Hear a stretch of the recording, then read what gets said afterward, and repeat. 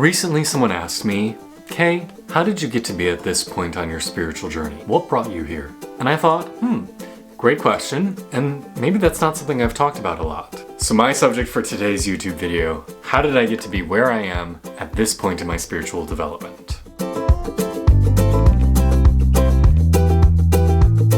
So hey, if we haven't met before, my name's Kay. I am a spiritual life coach and an ecstatic being and author of the book Journey to the Ecstatic Self. So let me be very clear, when I talk about my spiritual maturation and what brought me to this point, it's not just a journey of this lifetime. And if you're watching this video, you could probably relate to that, I would imagine, this feeling of having done previous work to get you to this point in your development. Work that you maybe don't remember because it happened in lifetimes or a lifetime prior. But I arrived in this world with a pretty keen appreciation of the value of enjoying the moment. I can remember as a young person just being totally swept away by the energy of watching myself breathe or just having the overwhelming ecstasy of life happening. I remember in first grade just looking up at the wall charts sitting at my desk and noticing my breath and it carrying me away into this almost orgasmic state of being, which I thought was just totally normal. I thought that that's what happened for everyone. As a young person, I remember staying up at night, having conversations with God, sharing my thoughts, feelings, asking about things, and really feeling like I was hearing things back, that it wasn't just a one-way conversation, but God or transpersonal consciousness or the universe, whatever you want to call it, was actively engaging with me. I didn't feel alone. Like a lot of people in America, I was raised in a Christian household, and I really never found a sense of God in the church. I mean, presumably people do, otherwise why would they keep going? But that wasn't where I experienced divinity. I experienced it in the forest behind our house. I experienced it in the sunset. I experienced it in the wind. I experienced it in the pool. I experienced it in my breath. My experience of God was much more connected with the natural world, with myself, and with being in the present moment. So as I got older and moved into college, I started to want to find a more direct and robust way of moving into that state, because I sensed there was something more. I sensed that there was this connection to something bigger than just prayer and Bible verses. I wanted to experience divine rapture. I wanted to experience ecstasy. And when I turned to the church and asked for their help to find those things, they couldn't help me. They didn't have tools to give me a straight through line to God. So I went searching. I went and visited many different traditions, different temples, different synagogues, different churches. Ended up really connecting with physical yoga and then also meditation classes. At the time, I didn't quite realize that yoga was a spiritual path. Like a lot of people, I thought it was just a form of exercise. But when I did it, it drew me into a deeper state of being. And along with meditation, that too just felt really familiar. Like it felt like, oh, I know this. I know how to do this. This feels right to me.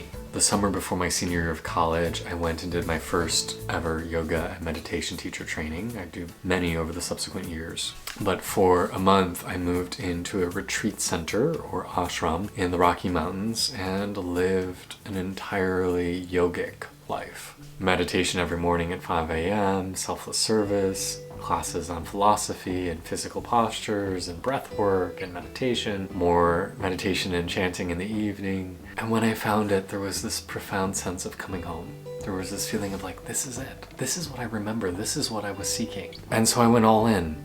Took a guru, I started teaching yoga at a local center and showing up for 6 a.m. meditation classes every day, even though I was still in college. After graduation, I moved into the little community they were building. The community was far more cultish than I realized, but there were still genuine teachings, and it ended up laying a really strong foundation for me in the understanding of spirituality, esoteric philosophy, scripture, tantra, all the things I talk about on this channel. I stayed for 7 years, and the universe, in her mighty wisdom, eventually drew me away from them. I could tell that I was outgrowing the tradition, and events orchestrated themselves that one day I was standing up for a trans individual who was being bullied by the senior leadership in the community and got thrown out.